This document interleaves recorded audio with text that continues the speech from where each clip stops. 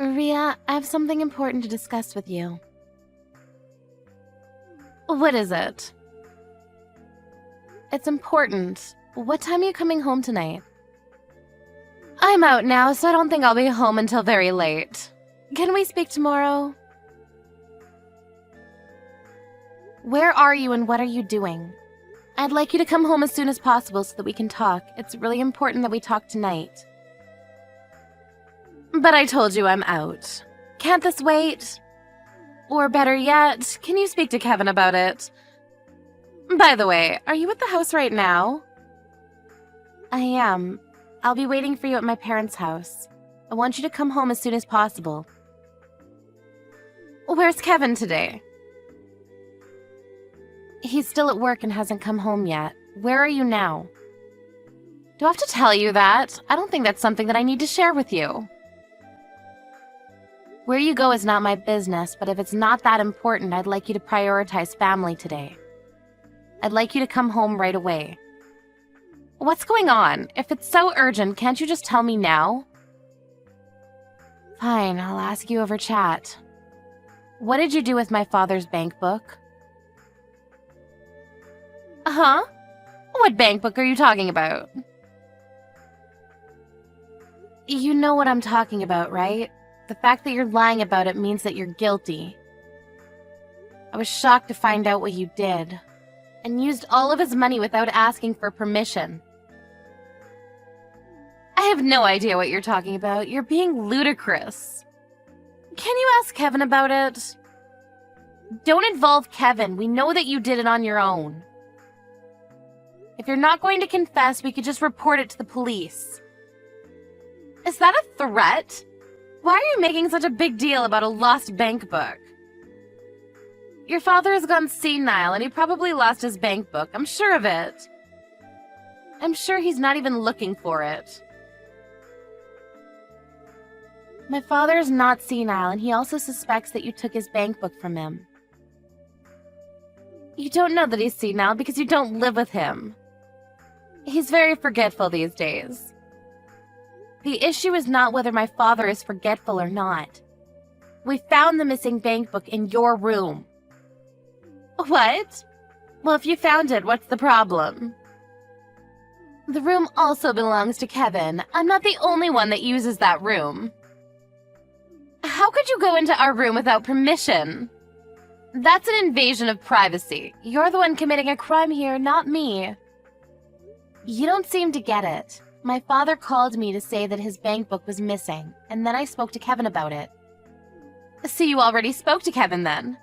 If you already got in touch with him, why get in touch with me too? Kevin gave me permission to go into your room. Well, I certainly didn't give you permission to go through my stuff. And I found the missing bank book in one of the drawers. You took the bank book that had the most money in it, and I saw that you had taken all the money out. What did you do with the money? Why are you asking me? I don't know. I'm sure that your father used the money for something and forgot about it. Either way, this has nothing to do with me. I see. If that's how you're going to play it. My father is clearly in distress because of what you did to him. You used up all the money that he had saved for his post-retirement. How many times do I have to tell you? It wasn't me! Don't blame me. You don't have any proof. You need to calm down. I think you're the one that needs to calm down. The way you write your chats isn't a style that is used by most people in their 30s. You need to grow up a little. My friends tell me that I sound young for my age. I'm sure that they're complimenting me. I don't think they're complimenting you. You committed a crime. Even if you're married to my brother, it's a crime if you take a family member's money without their consent. Why do you think I did it? It wasn't me. Who else could it be? This is serious. You committed a crime. I went to the bank with my father. They told us that a woman had come into the bank several times with my father's bank seal and taken out money from the account. They showed me that person's signature, and it was your name on the papers. Oh, so you know then. I didn't think the bank would show the signed papers to anyone. Don't they know what client confidentiality means? Well, the account belongs to my father, so I think he has every right to know who took money from his account. What did you use the money for? Why do I need to tell you that? Your father lives on his own, and it's not like he needed the money for anything. He doesn't have to provide for your mother anymore, and Kevin pays some money to your father as rent, so he won't miss any of the money that I spent. It's not like he can take the money with him when he dies. I was just helping him to make good use of his money. You're not making any sense to me. What I mean is there's no point in having all this money if you're not going to use it. Your father should be thanking me for using his money. I really don't understand your logic. It makes no sense to me. You committed a serious crime and I'm going to report it to the police. But this is a family matter. Why do you need to bring the police into this? I live under the same roof as your father, so his things are mine and my things are his. It's okay to share because we're family. The police won't take this seriously. Considering the amount that you stole, this is a big deal. I think that it makes sense to involve the police because my father never agreed to give you his money. I've already spoken to Kevin about this. Well, I'm sure that Kevin can pay back your father from his salary. It's not a big deal. I don't work, so I can't pay back the money even if I wanted to. Is this a joke to you? Do you think that this is funny? Like I said earlier, I only spent the money because your father had no use for it. I did him a favor. I'm sure that if your father understands where I'm coming from, he'd want to thank me. So you have no remorse for what you did.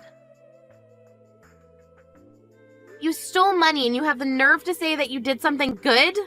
You're unbelievable, you know that? You're not listening to me. I've been listening, but you're not making any sense. And my father tells me that you're always out and never at the house. If you don't work, what do you do all day? That's not something that I need to share with you. You don't help with the chores at all, so my father's been taking care of the house on his own. You don't even cook for my father or Kevin. They eat takeout every night. Do you even care about their health? Do I have to prepare the meals by myself? I buy their dinner and leave it on the table so they can eat it when they like. What's the problem here? I had no idea that you and your father were saying mean things about me behind my back. I'm very hurt. I know that you're at the casino right now. What? I know that you have a gambling addiction. Kevin told me about it, and he also told me that you promised that you'd stop gambling when you guys got engaged. Kevin believes that you've been keeping your promise to him, but if he knew that you were at the casino right now, what would he think of you? What casino are you at? Fine, I won't deny it. I'm at the casino. I didn't win any money today, so I'm taking a break and chatting with you. You're delusional. Kevin is also crazy for falling in love with you. You were his first serious girlfriend, so he didn't know any better. Kevin loves me for who I am. Kevin has agreed to take this matter to the police. I'm sure that Kevin will talk to you after he gets off work, but he wants to divorce you. So you should be prepared for that. Huh? A divorce? Kevin would never leave me. He loves me too much. I don't think that Kevin feels the same way. What? Kevin did love you very much, but when he found out that you stole his father's money, he was shocked to see the least. And if he finds out that you're still gambling, basically he married a liar. So you used our father's hard-earned money on gambling. It's unforgivable. Look, I haven't spoken to Kevin yet, and you're putting words in his mouth. I'm going to clear the air with Kevin when I see him later. You can say what you want, but I won't believe a word that comes out of your mouth. Right back at you. Yeah, whatever. You can make up all the excuses that you want, but I won't believe a word that you say to me. The only thing I ask is that you return the money that you stole and that you move out of the house. I never want to see your face again. I live there. You can't kick me out of my own house. We can't let you back into the house. You might steal something. I'm going to stay with my father and Kevin tonight, so if you want to try to come home, I won't let you in. Why don't you sleep outside, you ungrateful bitch?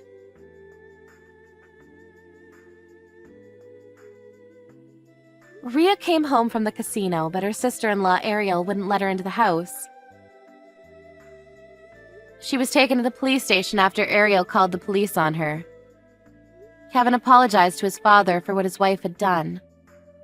After a family discussion, Kevin decided to divorce Rhea and report the stealing of his father's money to the police. Rhea didn't have a place to live, a job, or any savings, so she was desperate to get Kevin to forgive her and take her back. But Kevin no longer wanted anything to do with her and shut her out completely. It seems that a difficult future lies ahead for Rhea.